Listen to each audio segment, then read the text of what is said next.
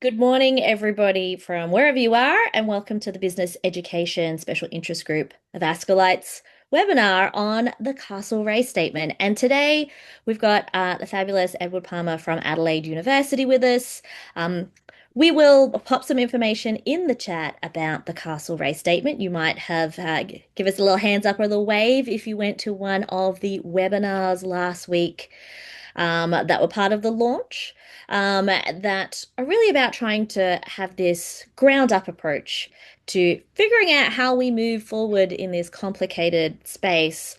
And my name is Amanda White. I'm on the steering committee for the Askellite Business Education Special Interest Group, along with Lynn Gribble from the University of New South Wales, Dani Logan-Fleming from Torrens, Audrey Warner from the University of Auckland, and Sandy Barker from Adelaide University, and also Guy Bates from University of Auckland as well. And it was Dani that actually came to us and said, "Hey, what if we had a discussion about how we move forward here?" So we're really excited to be having this webinar today. I ran past Dani first to make sure that we had done a check of the dates. We weren't too close, and he was happy to have us have this conversation. So, of course, today, before we formally I pass over to Edward, I'd like to acknowledge that today I'm here on Gadigal land, who are the traditional owners of the land on which UTS stands, and I'd like to acknowledge the Gadigal people and all that they've done towards education, and we learn on this land from and with them as we move forward. And of course, if you'd like to acknowledge where you're from, the land you're on today, you're welcome to do so in the chat. We'll be recording this session. We'll also have, I know some people have some AI tools transcribing and taking notes, and we'll post the recording on the Askellite Business Education SIG's webinar. If you'd like to turn on captions, you're welcome to do so if that is something that will help you. But now I'm going to pass over to one of the people who was involved in the Castlereagh Statement, and that is Ed Palmer from Adelaide University. I was about to say University of Adelaide. I always get that mixed up. But welcome, Ed. And how did you get involved? And tell us all about what you've been doing. Okay, how I got involved very quickly. I guess Jason and I have been pushing for something national for a couple of years and never really kind of got round to it. Eventually, Jason Lodge, Danny Lou, and Katie Ford got together and orchestrated the Castlereagh gathering, around about 60 people, and we engaged around 2 days around trying to figure out what we should be doing with AI and education, but not just education within itself, but also more broadly. I might just share my slides. Hopefully that should work. And also a big welcome to Rachel Fitzgerald, who's here as well, who was involved in the crafting. And we'll talk a little bit to Rachel later. Okay, so I've been quite I don't think they shared. how rude. We could let you go on. No, Oh, no, that there we would be go. We better see them not to. now. Thank you. How's that? Thank you very much. All right, cheers, Amanda. Um, by the end of this, I'm hopefully you'll be able to put member of the Castlereagh team on yourselves. I think it's not an exclusive club. It is literally trying to gather as many voices and different perspectives as we possibly can to turn what's called the Castlereagh Statement into something meaningful. And it's called the Castlereagh Statement literally because we were met at Castlereagh in Sydney. Nothing more spectacular than that. And as I said, it was a gathering of about 60 people from all various walks of life. So we had industry representation. There was probably about 20%, 30% of industry.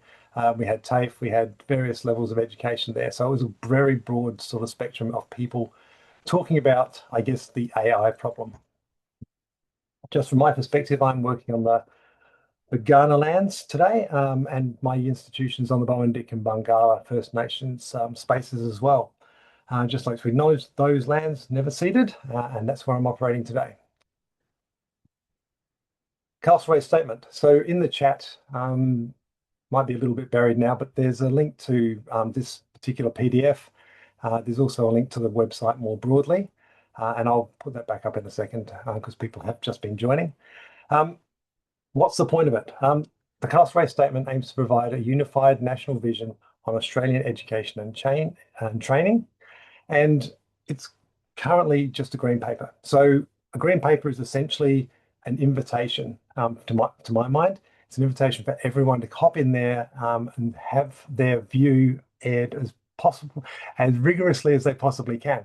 So at the moment, we've got about, we had 80 contributors on the day, 30 odd organisations across the board. We've now got around about 300 people who are engaged in this, and obviously we'd like to keep pushing that because none of the change that's coming out of this statement is going to happen without a lot of people on board and a lot of voices aligned in the same space. So we're not trying to be particularly outrageous here, but we are concerned about the fact that we don't seem to be moving as quickly as we probably need to. Okay, so what's in the Castlereagh Statement? I guess it's in threes. There's three core goals. There's six foundational principles, and then there's a three horizon framework, so a near to far horizon. And I'm just going to go through all of these. I'm not going to read the whole document out to you. The document's freely available. And I'll just talk about that just briefly. The document's about 30 odd pages, which is an intimidating length, but there's an executive summary for the people who really have no time whatsoever. And there's about 8 pages, which are really worth reading in the middle of it, which tell you everything about the Castlereagh Statement and where it's trying to get to. And it covers these things in more detail than I'm going to go through today. And it's definitely worth having a look at. Even more importantly, I think at the back is if you're not familiar with what's been happening in Australia over the last few years, there's a nice summary of everything that's there. So there's about 10 pages of good, useful summary that could be circulated around just on its own merit. So please have a look at that. In the meantime, let's carry on here.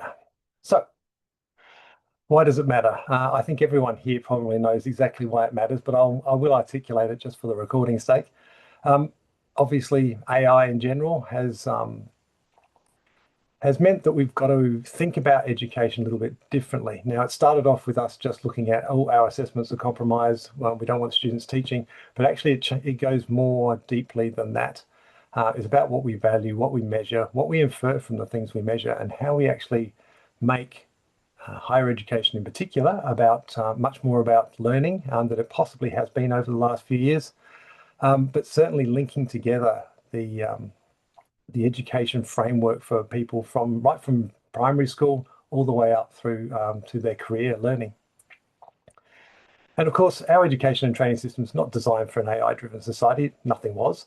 And we've got a situation here now where we've got not only information being abundant, and that's been abundant for 30 odd years, you can pretty much get your fingers on anything, but we always had means at hand of making students accountable for that. And not just students, community members as well, right? This is a case of like making sure that information is valid and meaningful and critically understood as well. But now we've also got a lot of the cognitive labor that students do in classes, that people do about their own stuff that gets put in front of them. And so now we're offloading some of this stuff. We've actually got a really significant issue here because nothing we've got is really designed for purpose anymore. Jobs and Skills Australia, Productivity Commission, House of Representatives, amongst others, have all called for urgent, coordinated national action, and they've called for that over the last few years. We haven't really seen much of that. So we've got AI. We now see a misalignment between the priorities and practices of our current education and training systems. What we want to do is not what we necessarily will be doing moving forwards because of the interference of AI and the lack of understanding of how to manage it properly, not only from our perspective, but also from the user's perspective as well, students, community members. And of course, every system that we have was designed for an era, honestly, it was probably designed for an era back in the 1900s. But most of our courses were designed where information cognitive labor was relatively difficult to outsource. Not impossible, but certainly difficult. Obviously, when the internet came in, information became much more freely available, and now the thinking is becoming more problematic. So whilst everything has steadily evolved in the education space, we're still prioritizing information transmission and we tend to reward the reproduction of knowledge in some form or another. So we tend to look for an artifact, an essay, a media output, a video, any sort of thing like that. And we reward the apparent transition of theory and skill sets into the artifact. We're not necessarily seeing that that's an exclusive domain of humans anymore. So we've got a bit of a problem. So it matters from all of these different perspectives. So let's have a look at the three goals from the Castlereagh Statement. We're looking for a shared definition of what we value in human educators and learners, and we want aligned measurement, and we want incentive systems that will support that. We want to have coherent and scaffolded learning pathways right from early childhood all the way through into people's careers and to the end of them and after. And we want, and the emphasis is on the every, is mine, but every Australian being capable of confidently, critically, and creatively engaging with AI. I think that's particularly important, and I think it's important to think that we're not just talking about a small subsection of academia here or some elite people in industry. We're actually talking about everybody. Without having this skill set, everyone's in a particularly tricky position moving forwards. At the moment, it's a bit of a novelty for a lot of people, but it's beginning to have impacts beyond what they're anticipating or understand. The 6 principles. Redefining the educated, future-ready Australian. So what's that going to look like? What human qualities, discernment, learning how to learn. Institutional individual humility. This is an interesting one. Our institutions being willing and able to transform, consolidate, or even retire existing structures. That requires a lot of introspection from our institutions. And they'll need our help to be able to do that because they tend to work in different spaces than we do. Reconceptualizing learning and assessment.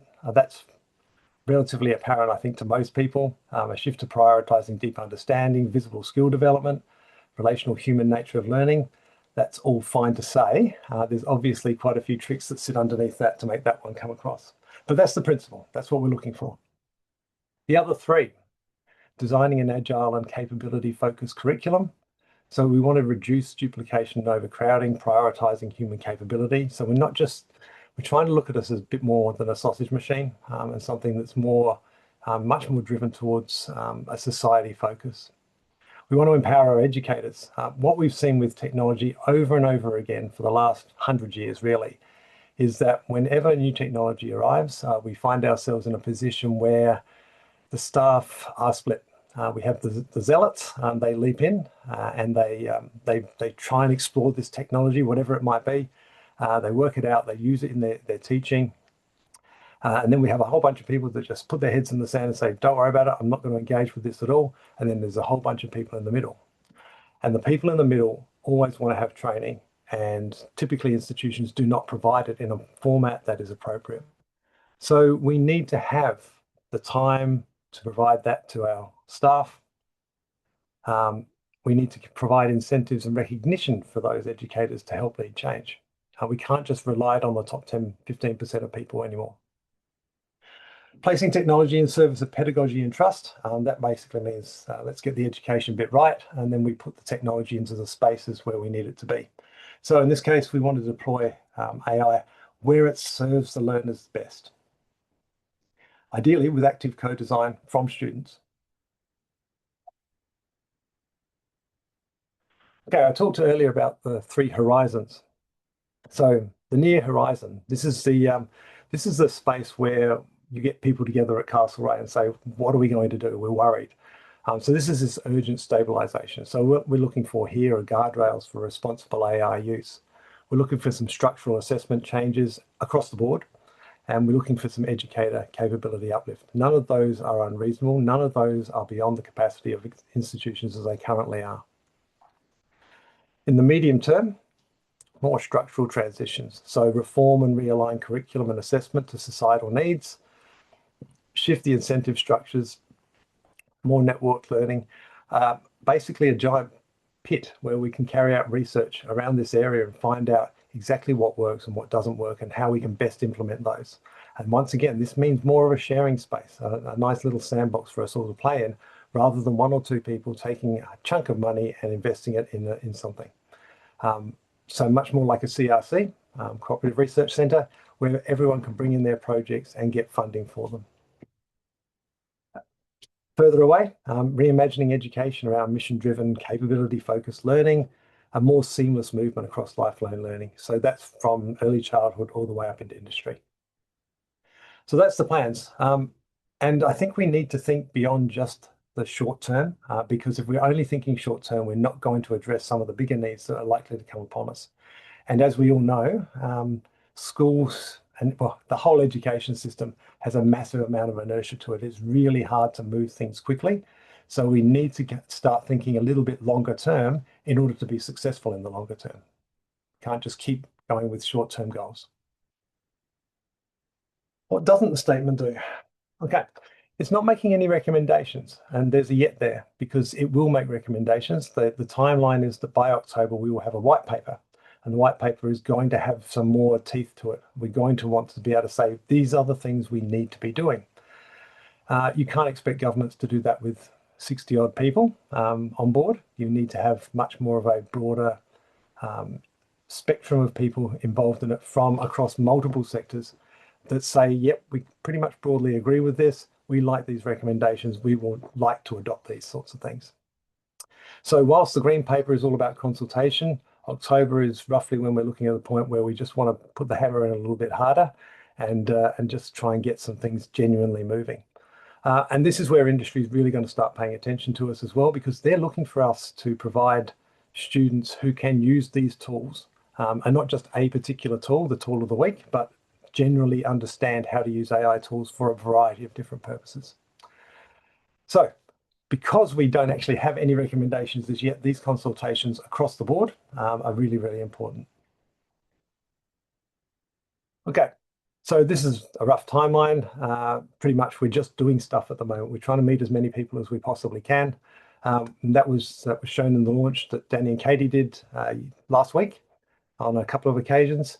We're aiming for maybe a national summit towards the end of the year. That will be interesting to schedule, but I think we'll probably target that. And then we're aiming to have some action plans, some vignettes of practice. We want to get the student voice in here properly, and we want to have a refined statement that is actually much more aligned to a progress forwards, rather than just stating problems. We've got some principles, we've got some horizon speculation, but we want to tie those down with something a bit more firmly so that we can actually see a pathway to actually get there. What's that going to look like? Well, once the white paper's there, we'll definitely be looking to see getting some IT tools into place. We want to talk about curriculum. We want to talk about credentialing. We need to talk with the government. We need people who can talk to the government properly across all of the space. So schools, vet, higher education, and in the workplaces. Everyone, basically, doing everything. So what do we look like at the moment? So the Castlereagh group is about 300 people across the country, and that's engaged through the website and through the framing workshops. And it was only launched last week, so we've got a bit of activity happening there. What are people saying so far?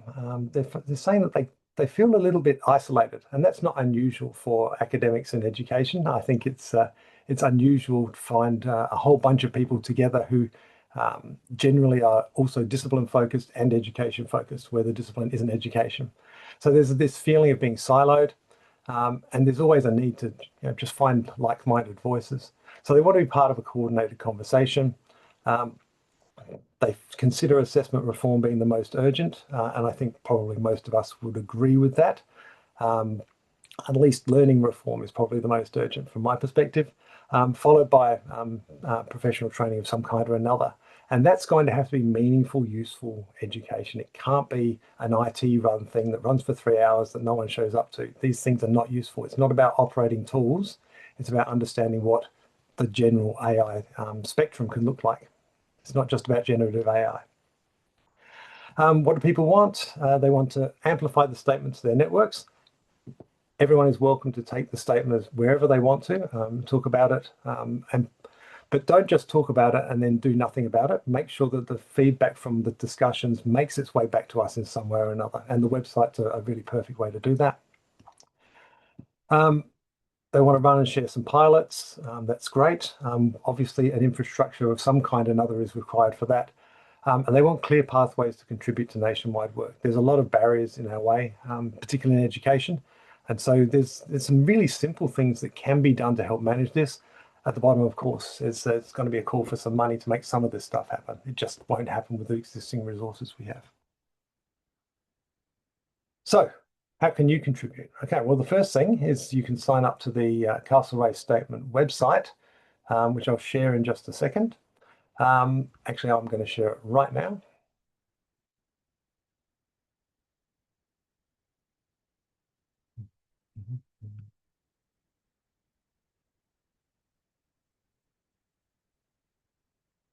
So this is the website. So this is literally just castlereagh.ai, and you can get here. You can download the statement from here simply, and that's the one that I just ran through essentially. You've probably missed the May soft launch webinar because it was last week, but you can join the movement anytime. So you just click on there, put in your details, and then contribute however you feel appropriate. The next thing you can do is you can make some contributions about how you might choose to spread the word. And then there's some contributions you can make right now. So how do you spread the word? Okay, well, that's the website. Spreading the word. One of the things you can do in the next 1-2 months, if there's one thing you want to do, or there's some people you want to talk to, there's something formal you would like to do, and it doesn't have to be formal. You could literally just do it in a school board or something like that. If you want to do something that's going to spread the word, it will be helpful for us to have you engage with the Padlet. This is the Padlet that was provided at launch. So there's already materials in there, so you can see what other people are planning to do, but you can also go in there and join yourself. And I think Amanda's just plonked that in the chat. Thank you, Amanda. So that's one simple thing you can do. And the sorts of things that people are talking about doing at the moment are, well, they're just running meetings like this, essentially. They're having some workshops where they've got some societies, they can leverage that influence. Where they don't have societies, they can leverage communities practice.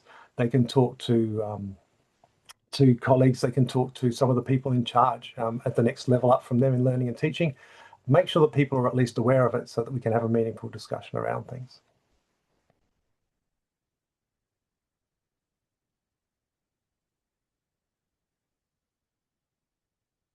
What you can do right now, though, if you wanted to, there's another Padlet here. There's a big fat QR code. Amanda, I'll just get you that link.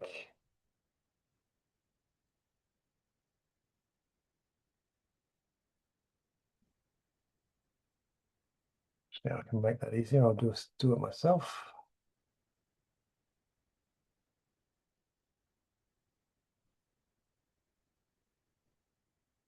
And that Padlet is really simple. All it's asking you to do is to write down a few things that you think should be included in the statement. So if you've had a look at the statement and you think there's something missing, feel free to add something in there. Are there things in there that actually you think are not appropriate? It's not a document locked in concrete. It's had a lot of perspectives on it, but your perspective is equally valid. We'd like you to have that put in there. And then, of course, anything else you'd like to add and engage with that overall. So, Amanda, what I thought, and Dani, I thought what we could do right now is just give people 5-10 minutes to just have a bit of a chance to jot a few things down. How does that sound? That'd be great. Ed, can I just ask you to just talk about, just briefly before we do that, those who are a little unsure about signing up as an individual versus, you know, the fact that not everyone here are perhaps the movers and shakers at their institutions, and feeling that individual alignment to what's happening here, but perhaps a little reluctance to formally sign up. Just talking about what signing up means and what we're trying to do here. So, I mean, people have signed up as groups, but mostly people are signing up as individuals. And what signing up means is essentially it just gives you an opportunity to put your voice forward. So it's not a case of we're going to capture these names and do anything else with them. We just want people to give us some feedback on what's happening there. So, and I understand your point about agency, Dani. I think, you know, people do feel that our voices are not heard often enough around these sorts of things, and they'll get ignored. We're treating every single voice there the same as if it came from the Prime Minister or from a new lecade that just started this week. You know, so it's we're very, very interested in having anyone talk about what this is because we may have missed something. It's quite possible. It's a big space and it's very, very easy to maybe gloss over something that other people consider really important. So there's no accounting. Your names aren't going to be put anywhere. If you want to join in as an individual, we'd encourage you to do that because individuals, I think, probably are going to provide. Once we gather all that data, I think we're going to find a nicer consensus around certain things than if we just get groups. Groups tend to just sort of filter some of the opinions. So I think it's great to have groups put in there and lay them down from a learned position as an organizational representative. So it might be small industry or something like that, or it might be a community practice, could be anything. Um, and obviously that's valid as well. So we're kind of after everything. And we're being a bit greedy about that. But people shouldn't be worried about putting their names down there. It's not going to come back at them in any way We're whatsoever. not signing up to something for life. You're not signing up to anything beyond an opportunity to say a few words and be kept informed about what's happening. And the reason Danielle and myself and the steering committee did want to run something is because in most of our institutions, business and commerce students are a significant portion of enrollment. So we teach a large number of students. At my own institution here at UTS, 1 in 5 undergraduate students is enrolled in the Bachelor of Business, either alone as part of a double degree. And so that is certainly a way that, because we teach so many students, we can think about how we can leverage that position to drive change. We've also got a high proportion of usage and changes in our industries in business and commerce related to AI, and that's certainly affecting graduate employment. If anybody, I can imagine in open days that are going to come up in the middle of the year, the big question is, why should I come to university in the age of AI? What about business and commerce careers? Is the AI going to take all the accounting jobs? I get a lot. And so that's really changing our perspectives and influencing what we teach, how we teach it. And that means that we have to really think what is the value of a business degree or a commerce degree moving forward when we have so much AI. Plus, we also from a financial perspective, we cross subsidize a lot of other faculties. And we also have good numbers of education focused or teaching focused academics who could potentially look at how we might use this work to also build our own career paths and feel like we're sometimes providing some of that support to the greater good. Um, so there's lots of reasons why we wanted to run this. But I also think that business schools do face a lot of challenges. So I know that, again, the lots of students is a positive and a negative. And the one thing I think that's a real challenge in this whole situation at the moment is with AI, we're not really talking about the cost of assessment. We're talking about thinking about how we secure learning outcomes. But the accountant in me says this all comes back to spending money. And we've become very efficient as universities in assessment, I think, in that cost aspect of things.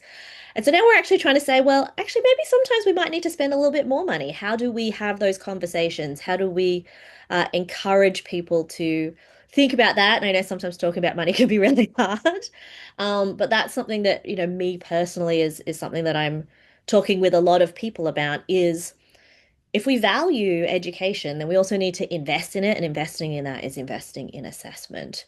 Um, and I'm just reading what Dani's had here. Yeah, business. Thank you, Dani, for your little comment there. Um, and as people might be thinking about what goes on to the statement and inclusions, Edward, you mentioned that workshops are coming up next. Do you know more about what's happening there? Nothing scheduled as yet. Um, Stay tuned, which is another good reason to sign up. Fantastic. Um, I'd love to hear if anybody wants to come off mute or leave a comment or a question in the chat. I'm happy to raise those questions. Uh, while we wait for those, I might ask Lynn. Um, a big part of all of this, and we saw, I think it was at a group of 8 university, they're cutting the number of face-to-face hours that students might have. We saw at a US institution that they had chopped up courses and sort of made these AI courses for them. for people in different types of educational streams, a lot of this is going to be the work of people in classrooms and teachers. Um, Lynn, do you want to add a little thought here, some thoughts about teaching quality and the influence that teachers are going to have, and our learning designers in how we figure out this path forward? Terrific. Thanks so much, Amanda. For those of you that are not aware, and I know this is an Ascolite hosted event today, but last Friday, TFAN, which is the Australasian Teaching and Education Focused Academic Network, met and also kicked off with ATEC some gathering, some crowdsourcing around teaching quality. And the reason is, Amanda, you put a very provocative statement last week on LinkedIn, I think, to our colleague Tim Fawns, and you said, oh, here's something radical. What about if everybody who taught had to have a teaching qualification? And I took my hands away from the keyboard because it was late at night and I thought, let's not poke any bears, but That's what I was doing, I realistically. knew you were We all doing have it. research training, but hey, imagine if for Mm. people who are 40, 40, 20, that you had as much training in education as you do in research. And then, of course, those of us that are education focused, who could be up to 80% in teaching, then, of course, that's even more important. And so recently, Janice Wardrop, my colleague who's on this call as well, she and I've done some work on the fact that our first love was education. I'm often the person sort of saying, I have an education degree as well as my PhD. So last week we, through TFAN, we launched a Padlet. I'm going to share the Padlet details. It's an open sourced document, which means that anybody can use anything within it. And what we're trying to do at the moment is sort of gather that view on teaching quality, because ATEC, so we had Liz Johnson with us last week, was very, very clear that ATEC is gathering from the community on what should happen around teaching quality. We've seen a big uptake, I think, of advanced HE recognition, but that's often the recognition after the fact as opposed to the training before the fact. And this call for more people as part of their PhD training to get some teaching training, particularly as a lot of the jobs are now ed or teaching focused. I understand that people are taking those jobs because there isn't the research jobs or there aren't the research jobs, but nonetheless, it is actually in Texas guidelines about teaching quality. It's now part of ATEC's remit. So we are actually at TFAN this week preparing a response to ATEC and to TEXA about teaching quality. So if you'd like to be part of that, I'll put the link up, dive on in and put some stuff in the Padlet. You can make it anonymous. You can use the data that's there. As we said, this is crowdsourcing where the temperature is on how do we get this teaching quality to where we know it should be. Lynn, can you put the link to the TFAN network as well on LinkedIn? I I know I'm will part of it. I can never find the link to the post. I'm TFAN sure link. you'll be able So I'm to. going to put the TFAN link, but of course anybody can hit me up about TFAN. So I'm not too hard to find. So please hit me up about TFAN if you want to know anything at all, and we can get you involved.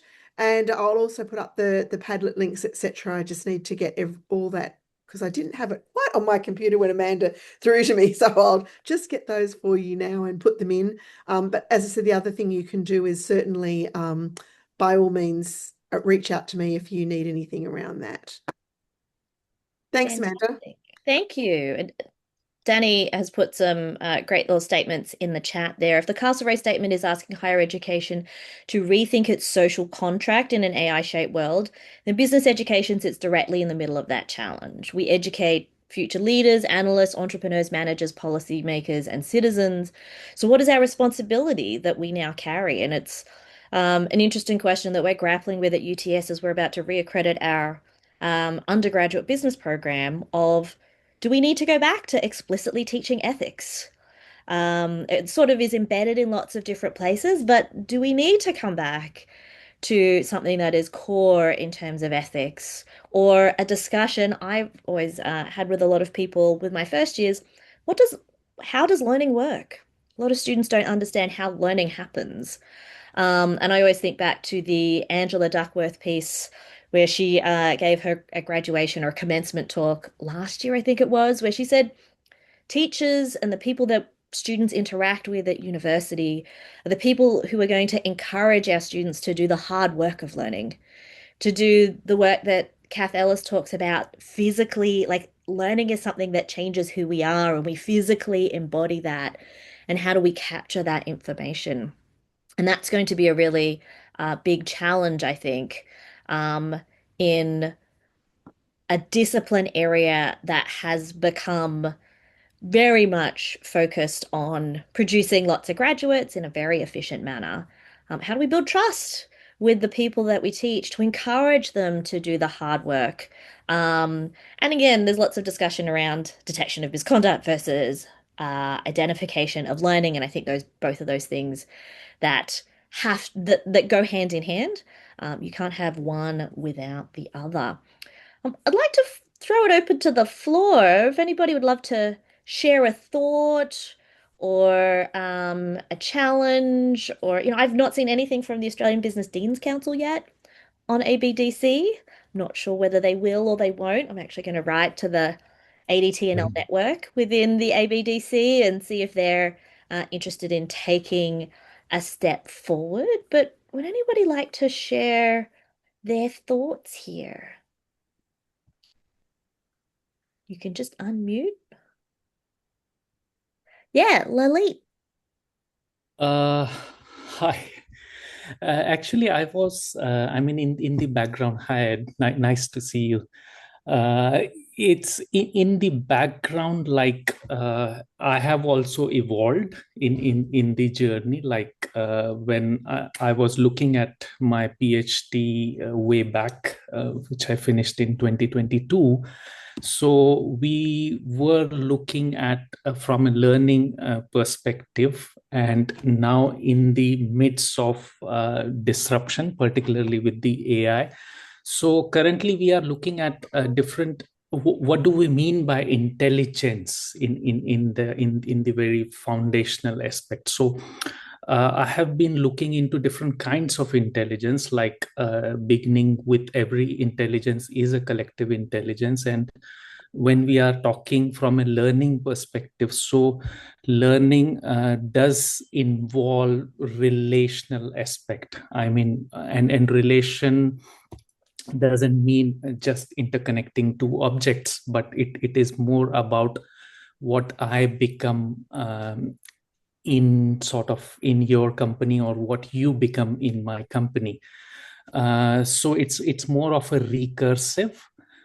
So what we are looking at it right now, and you have rightly pointed this out, that though we may be looking AI from in the context of education, but it is much more transdisciplinary, like coming from the health systems perspective. We are talking about learning health systems, but mostly it has been lip service, not in a true sense. So currently we are looking at that relationship with in when we are talking about context or complexity. So context essentially is web of relationships, and it does involve that entanglement from a complexity point of view, where there is no one sort of cause and effect, but it is much more multi causal, and how that feedback loop constantly influence. So I just want to ask you, I mean, when you are talking from students' perspective, so as you have pointed out rightly, that what we used to call as knowledge as an artifact, now the production of that artifact has become more cheaper in a sense of like cognitive offloading. But what do we really mean by like attuning to the context, and how we sort of engage with complexity so that meaningful change happens? In a sense, learning is part of the process rather than outcome. So I'm not sure whether I'm able to. Lalita, I think you're Stretch. talking about a couple of things. Yeah. right? One of them is, of course, some of the work that Kath Ellis, as Amanda White mentioned, Jason Lodge has been talking about, Dani Liu's been talking about, I've been talking about it, about this, along with my colleague Janice Wardrop, we know Dani Logan-Fleming, who's here, Amanda, we've all talked about what is the work versus what is the artifact. So I think there's those sorts of conversations going on, as Ed so beautifully showed in his slide. Thank you, Ed, for the three horizons, right? As beautifully captured that now this is what Castlereagh Statement is trying to do, right? So while individuals have been working away, institutions have done some work. What the Castlereagh Statement is trying to do is sort of say, together, how do we, I'm going to use the word crowdsource, but how do we take the coalition of the willing to that place where we can actually start to inform, right? And that's what we're just getting, I think, a link and everything together now for saying, what's the next step? So I don't want to steal Amanda and Dani's thunder on closing off the meeting, but I think it's really important that those of us that are in the classroom, we're all doing our bit. Institutionally, there's some things happening. This is the next step up, right? This is the how do we actually influence government, bring together everybody who's a part of this. I mean, 3 years ago, as part of the Australasian Academic Integrity Network, myself and about 7 others worked on a response to Parliament, and then myself and Christine Slade, along with Bernie Marshall, presented to Parliament on the 13-year gap we were going to have till we got caught up to a place. So it's not like, I can see Ed laughing, because it's a 13-year gap, right? Because the people who were leaving, year 12 that year versus the people who were starting in kindergarten. And we're still learning, just like we're learning about how social media is impacting. This morning I saw a huge statement about Roblox, which I've been banging on about for years. So this is because it is, we're still in that process of learning. Yeah. This is a different thing. So remember, there's the local stuff, there's the institutional stuff. Castlereagh is going bigger than that. That's what we're looking at. So as to not conflate the 3 different areas. I don't know if anybody wanted to add anything to that.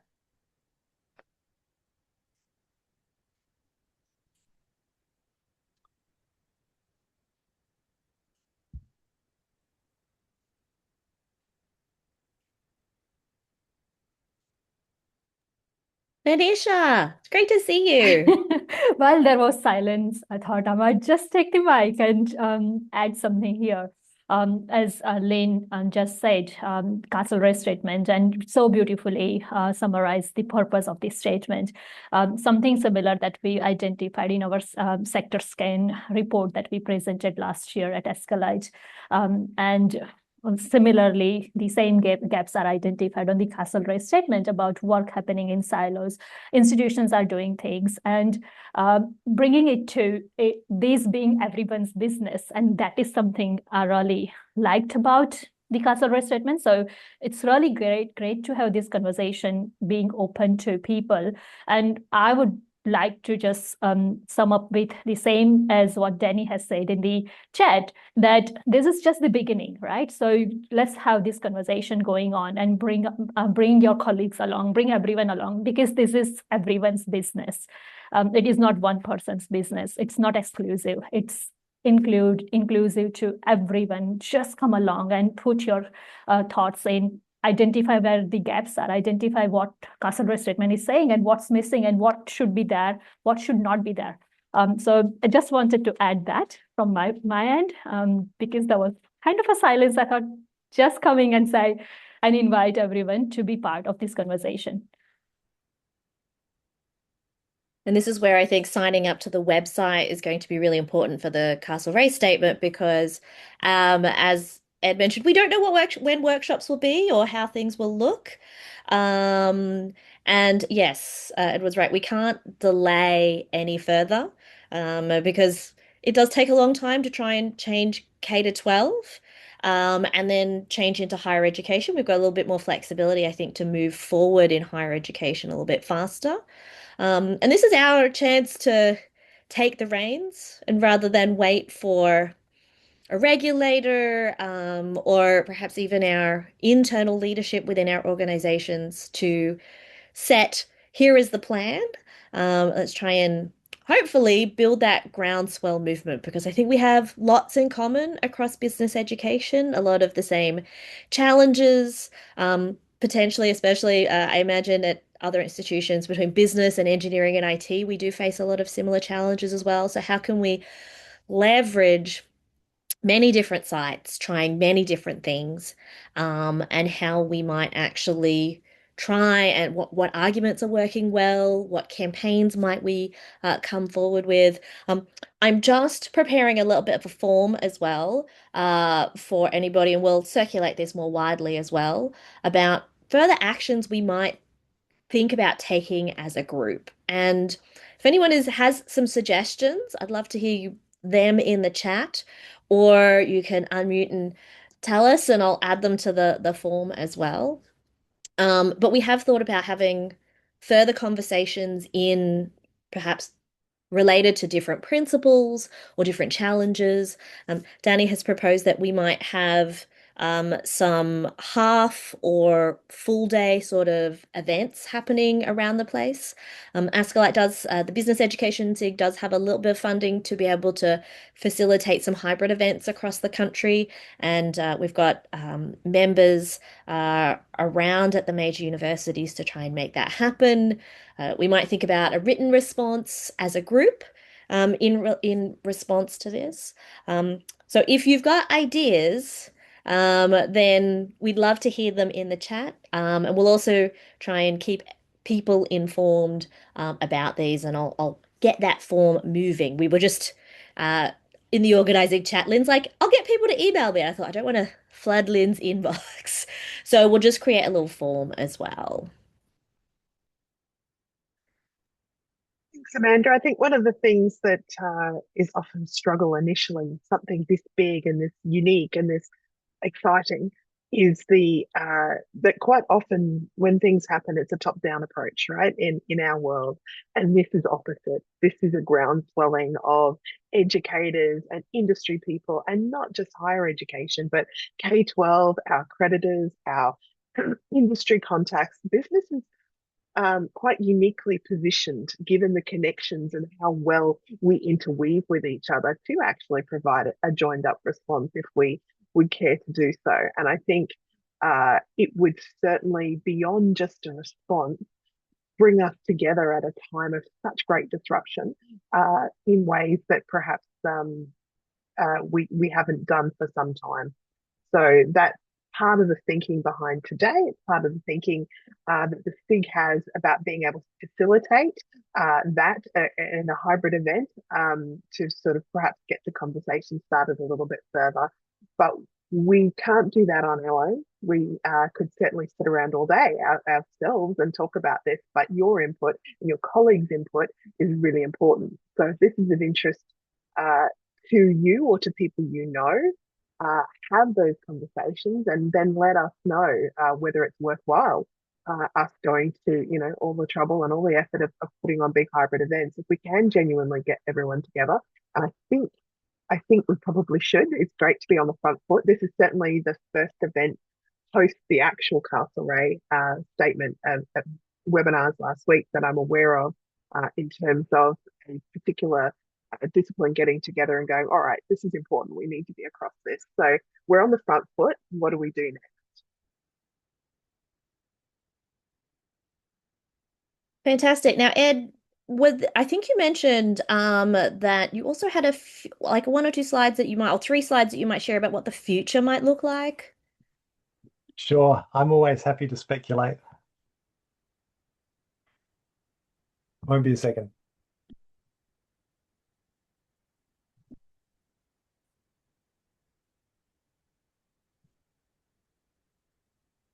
All right, sharing now. And lost it straight away. Genius. All right, can you see that? Just before I just wrap myself up here. I just want to acknowledge the fact that Dani Lou allowed me to use some of the slides from the national launch last week, which was much appreciated, and Katie and Jason, who facilitated all of this stuff. So it's been great work from them. All right, my possible futures. So this doesn't come from anywhere apart from my own fevered head.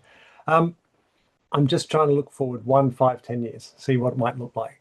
So I think sometime next year we're going to see a university that's really going to buy straight into this. We're already seeing some of the littler places have a bit of a go. There's going to be some coverage because if you're going to do this, you're going to make sure that you've got some invigilated tasks that are going to work with that. Might be based on an OSCE model, might be based on a Viva model. It'll be based on something where there is some people involved in it.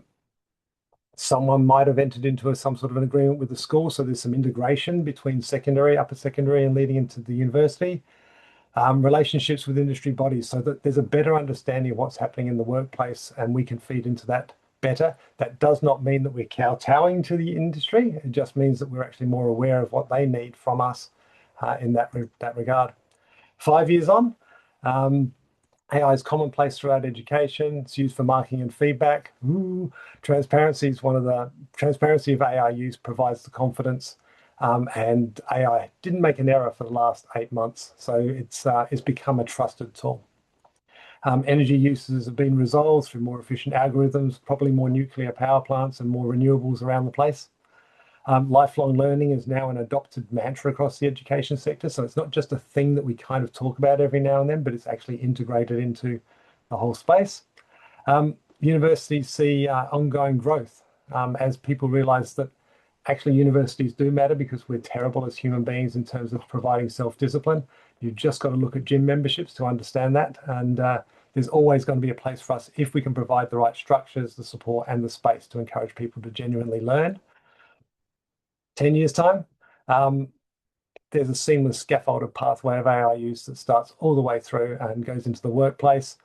No one even comments on AI anymore. It's unremarkable. The lifelong learning, cognitive growth based on the best empirical evidence that we've generated in our Castlereagh research centres means students have got meaningful foundational knowledges across disciplines, and it balances STEM and humanities and all the other disciplines. Assurance quality is provided by an extended interaction with teachers. Teachers are in the space everywhere. So it's a human-centered learning space, but it's actually an AI-driven assessment and design space. And of course, the last one there's rainbows in the sky, unicorns, all sorts of things. It's speculative, it's fun. And of course, we're renowned as human beings for not getting these sort of speculations right. But this does look to me like a genuinely serious pathway in that the moment people do start to adopt this properly, it's going to change the sector completely. And we're going to have to be ready for that. And we have to be thinking, what does it look like in 2037? What do we want it to look like? Because it can't look like what we've got now. Yeah, that's it. Bit of fun. Fantastic. Well, thank you to everybody for coming along today and starting this conversation.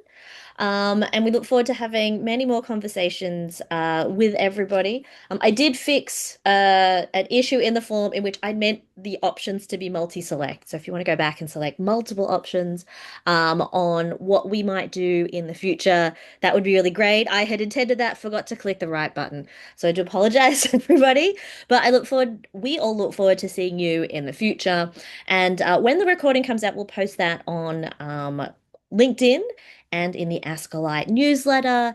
And if you know people who are interested, please make sure you forward the recording for them, and also encourage them to get involved. We're a really powerful force together, and I look forward to working with everyone to help try and shape the future of not just business education, but education in Australia more broadly. So thank you, everybody, for coming today.